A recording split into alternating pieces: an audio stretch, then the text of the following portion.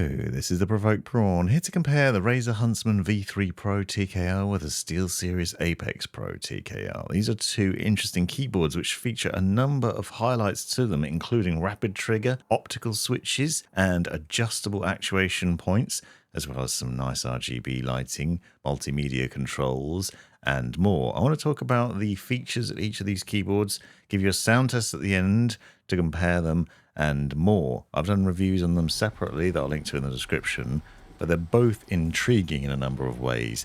The Razer Huntsman keyboard, for example, features Razer's analog optical switches, which means that it can be used in place of a controller, making it perfect for racing games or beat-em-ups. You'll see that the keys on this keyboard are also stabilized across the entire board, making it comfortable to use, and I found it much quieter than other Razer keyboards, meaning it's comfortable for typing and for gaming. SteelSeries Apex Pro TKL, meanwhile, features SteelSeries OmniPoint adjustable switches. These are hypermagnetic switches with an analog Hall effect magnetic sensor. And as you can see, most of the keyboard has them apart from the function row, and they are adjustable across the board in that way, so you can tweak the actuation point and more. They don't have the same stabilization that the Razer keyboard does, which means perhaps they're not as comfortable and they are a little bit noisier, as I'll show at the end. Now, Razer's Huntsman V3 Pro TKL is intriguing because it has both rapid trigger and adjustable actuation points across the board, where you can set it for as low as 0.1 millimeter in terms of the initial input. And then the rapid trigger basically sees you releasing the keys and then it immediately activating again. You have various onboard controls that you can use where you can turn this on and off, and then you can adjust it on the fly, which means that you don't have to use the software to adjust it, and you can tweak it, as you can see here, with a visual indicator to let you know sort of what level of actuation point you're currently on.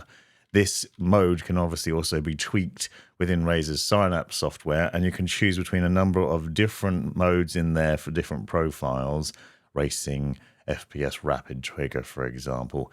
These give you the sensitivity switches depending on what you're playing, and then you can turn on rapid trigger as well. Select the keys that you want that to have an impact on, so you could set, for example, WASD and the main gaming keys that you'd be using rather than the entire keyboard, and adjust both the actuation level for that and then the rapid trigger effect. Now, the way rapid trigger works is essentially when you press a key down, you can lift your finger slightly and then put it in again. You don't have to do the full press action in order to make it activate, and you can see this in effect here. You've already seen the RGB lighting change on the keyboard. That's one indicator of when it's working. You can also see it within the software, which means that you can customize the actuation levels and work out what works for you best in terms of the actuation point and then the rapid trigger on top of that.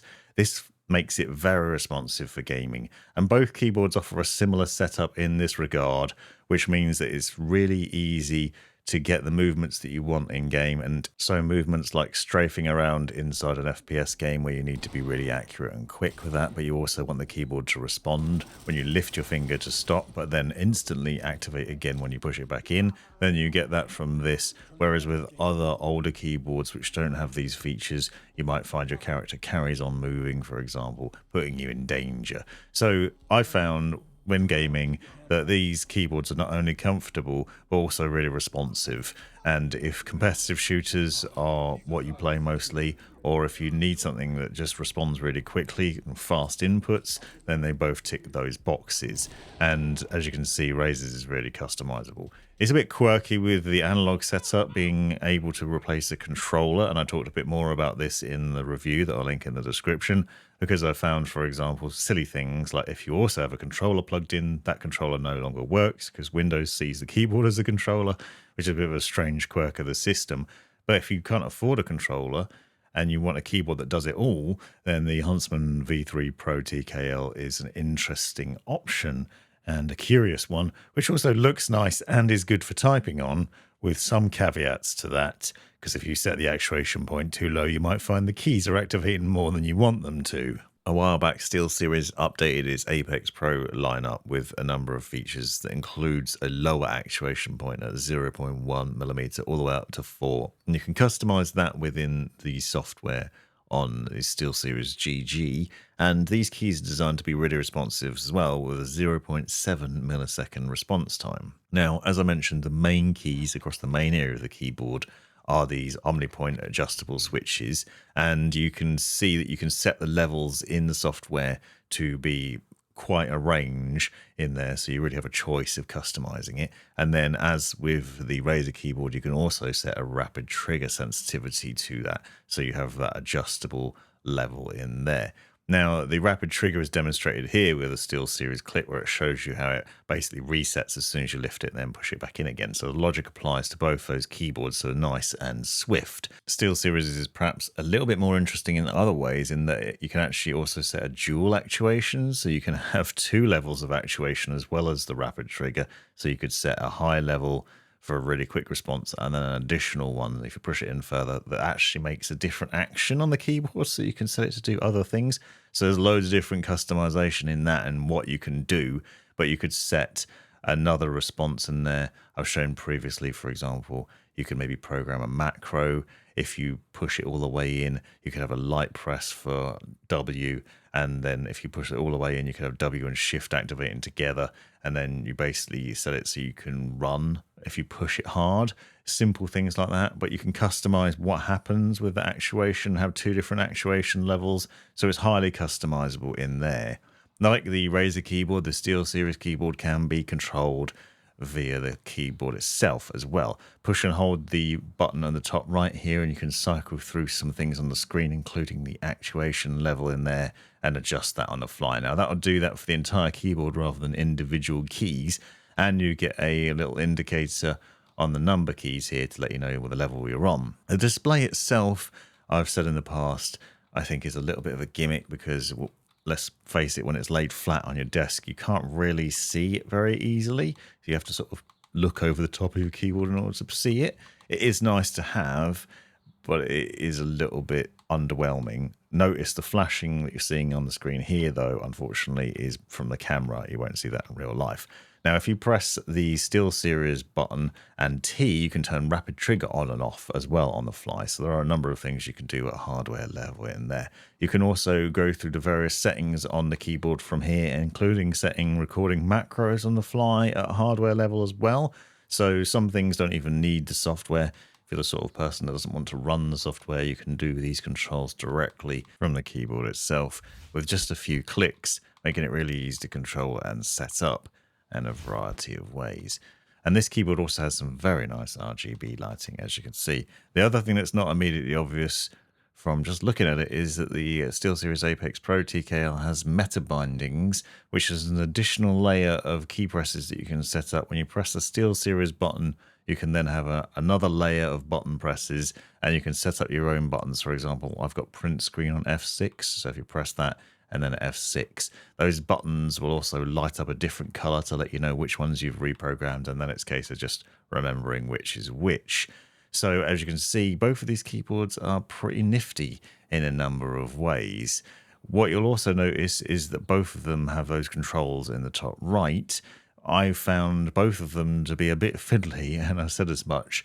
I like the fact that you've got a volume wheel to easily access here. So on the Razer keyboard, it's quite a large, chunky volume wheel. Next to that is some multi-function playback wheels. I found them a little bit iffy. I'd much rather have dedicated media playback buttons personally.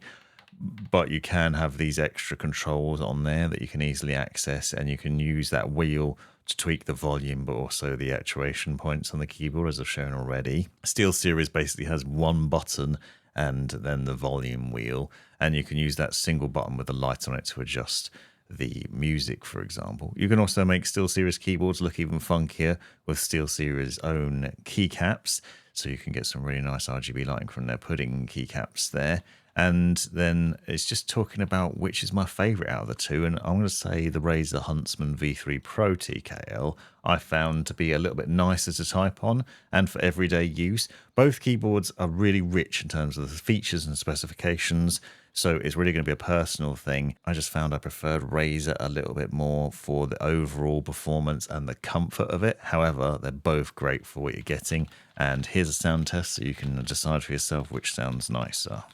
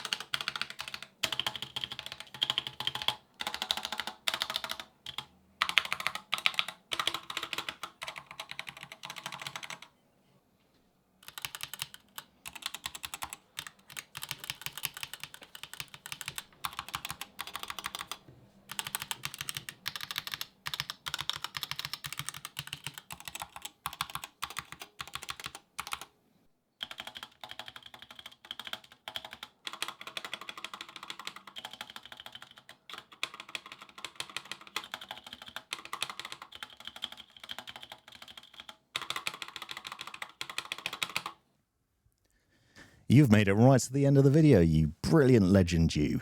If you've enjoyed it, click that subscribe button, give me a thumbs up, and drop me a comment down below if you've got any questions. If you really enjoyed it, consider joining the channel and see the benefits of doing so. Check out these other videos. You might well find them interesting or useful. And most importantly, have a great life.